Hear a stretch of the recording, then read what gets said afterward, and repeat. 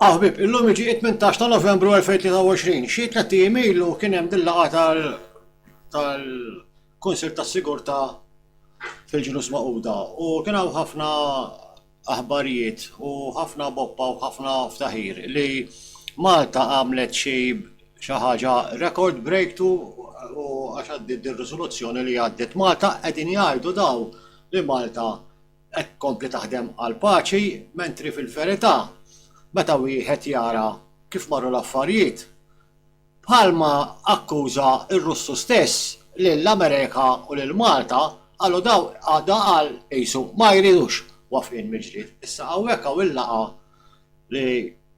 li saret ħan iddiskutuha waħda tajta biċċiet fil-qasir il-verżjoni kollha tkun qiegħda fil-link ftaħt fiċ-channel ta' YouTube għal minnu interessati. Sejna di barra li qassarta tfajt u ta' qudiem wara u hekk ħalli nkun nista' noħroġ bis-suġġett hawn, nkun nista' nispjega.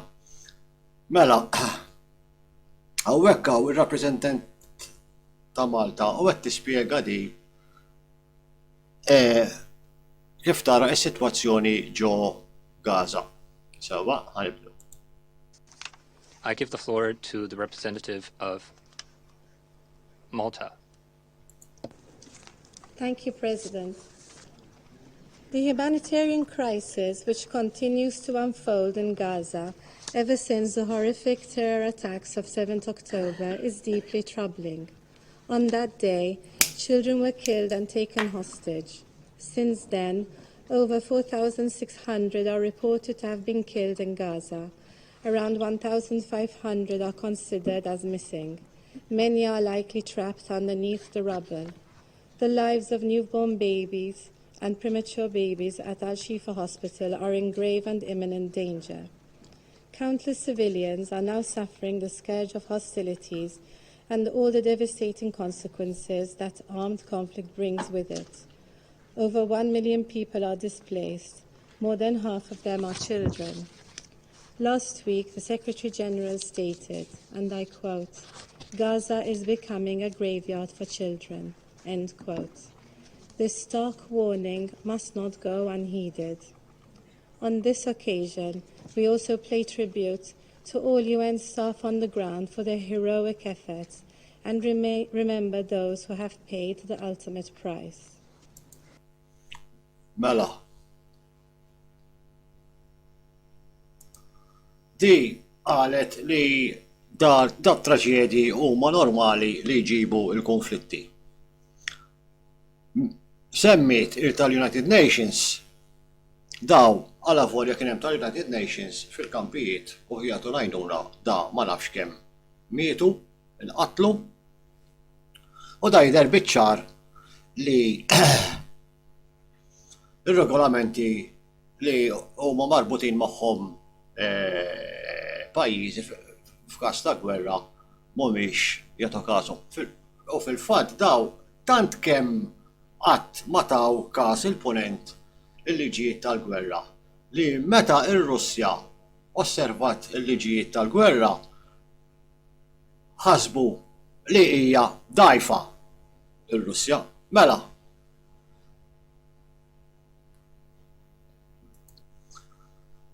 Hawnhekk hawn mill-paġna tal-United Nations. Ħalli silaq l-isfel ta'.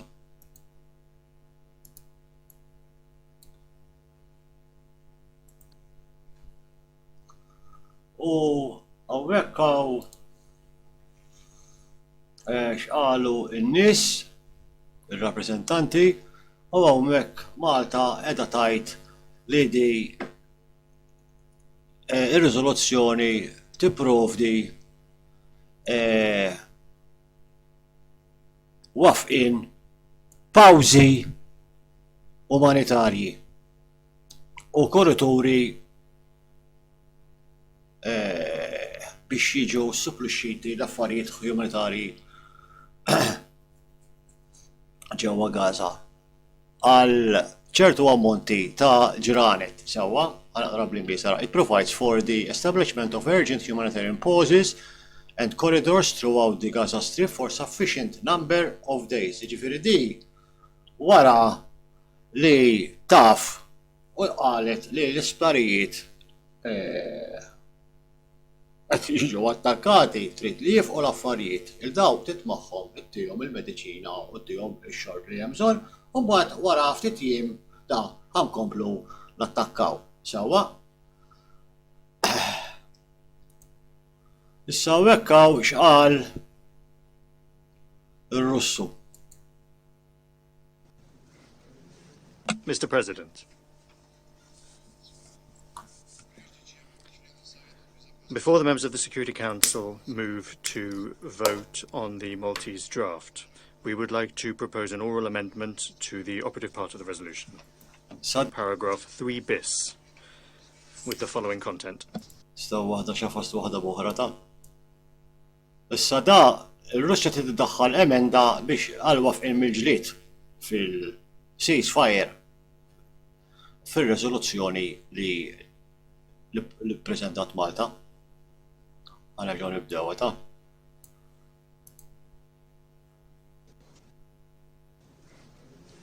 Mr. President,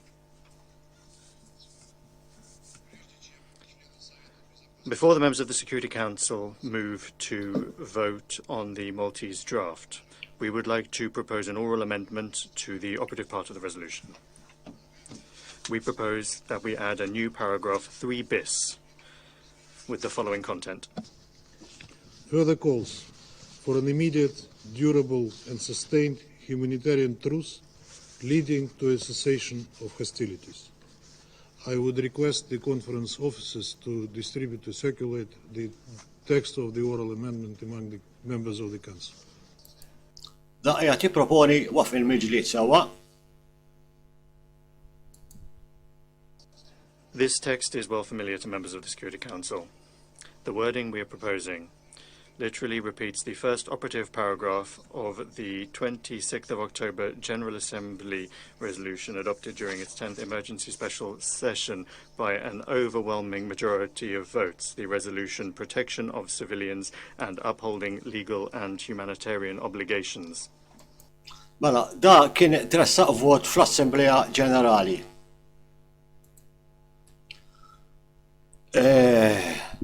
U da l-istess kliem li kien hemm f'dik riżoluzzjoni tal-Assembleja Ġenerali użah qed tużah jew tipproponih ir-Russja.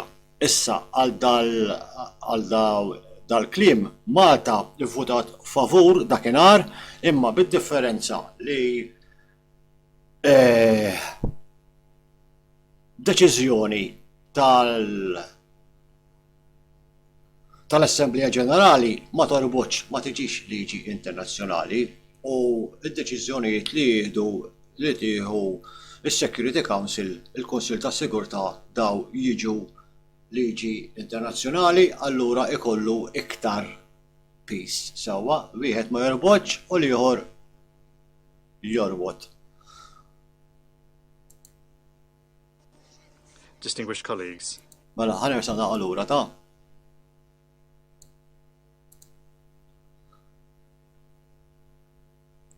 resolution adopted during its 10th emergency special session by an overwhelming majority of votes, the resolution Protection of Civilians and Upholding Legal and Humanitarian Obligations. Distinguished colleagues, our proposal doesn't contain anything unexpected for you. From the very beginning of the crisis, we have been saying that in the conditions of the growing number of victims among the civilian population before our eyes, the main aim is to achieve a ceasefire and an end to violence. This has repeatedly been stated by the group of Arab states, including in what was adopted following the recent League of Arab States OIS summit, a statement adopted there. If this provision is not included in the text, one may get the impression that the UN Security Council is happy to make do exclusively with Israel's provision at its own discretion of humanitarian pauses. Di importanti, di qed jgħid ir-Russu li jekk ħadd ir-riżoluzzjoni kif inhi jiddeċiedi l-Iżrael meta ħadd jieqaf u meta ħadd kompli bl-attakki u nfakkar li diġà anke ġew attakkati u qattu nies tal-United ħaddiema tal-United Nations. from our discussions with an overwhelming majority of colleagues, we know very well that that's not the case. Unfortunately, the United States this entire time has consistently blocked any, even the weakest reference to this aim, even allusions to the fact that the Council should return to the discussion of this matter. I would like to ask our American colleagues, during Di importanti issa. Għarra sana għal-ura ta'.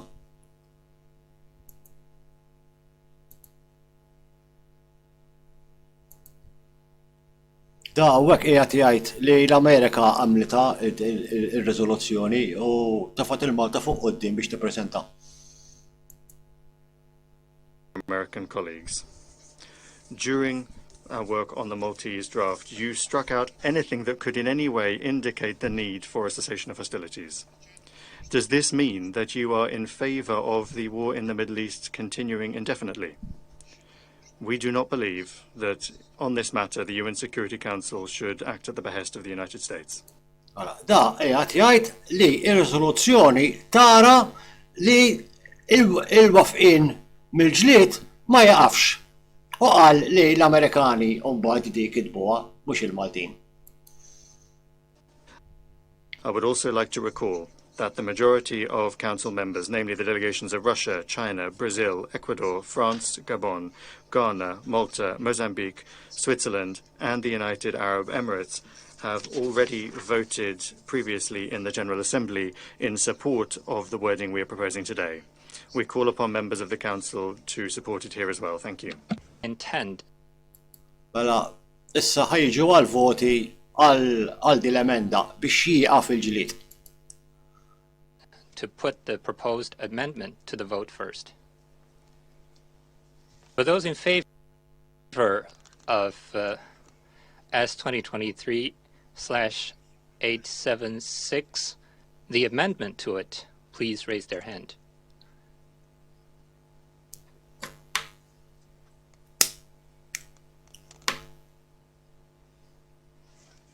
Those against, please raise their hand.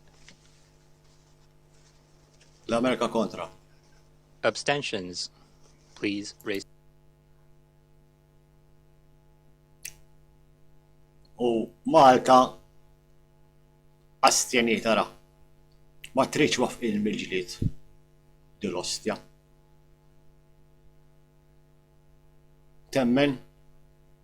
Għada kif qalet dak id-diskors? Insomma, propri ħadajdu wara. Ma it-twemmin tagħha li hemm di sitwazzjoni imwera. Their hand.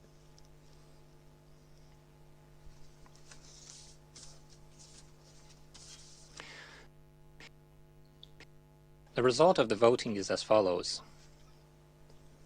5 votes in favor, 1 vote against, 9 votes, 9 abstentions.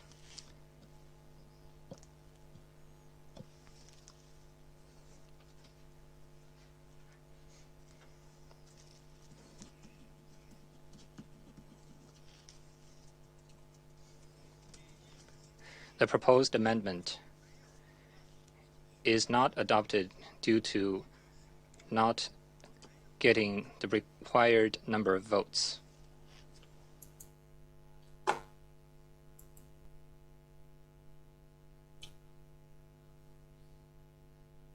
Bot joqgħod jiġu fuq it-television ma jridux wafqien mill-ġlied daw.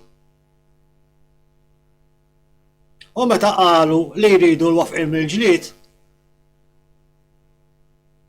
meta id-deċiżjoni ma kienx torbot. U mbagħad jiġi joqgħod bir-ritratti tat-tifla tiegħu, il-Ministru tal-Affarijiet Barranin, u jgħid it-tfal posthom l-iskola mhux ifittxu l-ġenituri hekk mhux midrumin taħt